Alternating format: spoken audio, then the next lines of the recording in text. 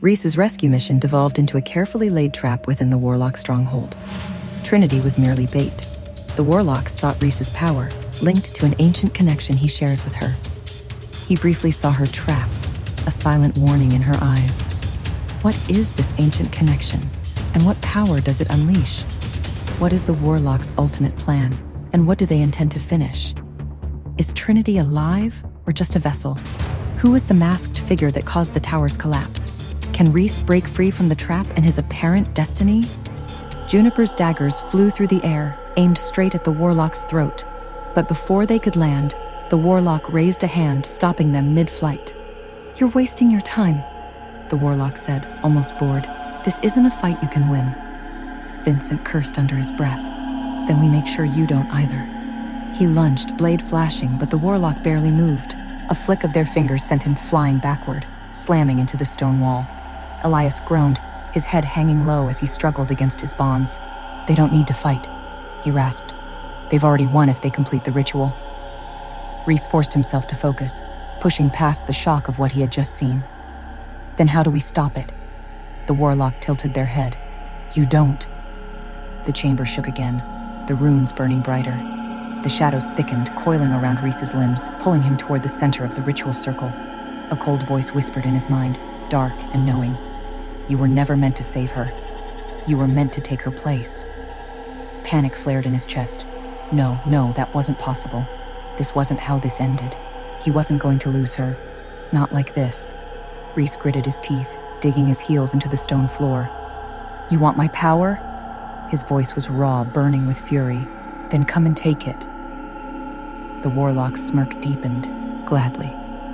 Darkness surged toward him, the ritual reaching its climax, and Reece had seconds to figure out how to break it before he lost himself completely.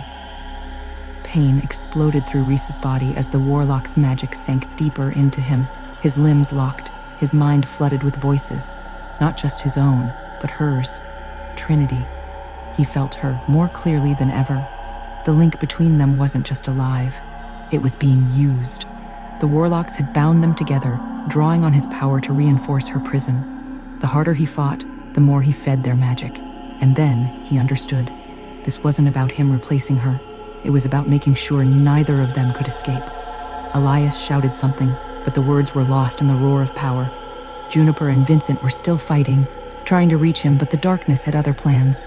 A tendril of energy lashed out, striking Juniper across the chest. She went down hard. Reece's fury ignited.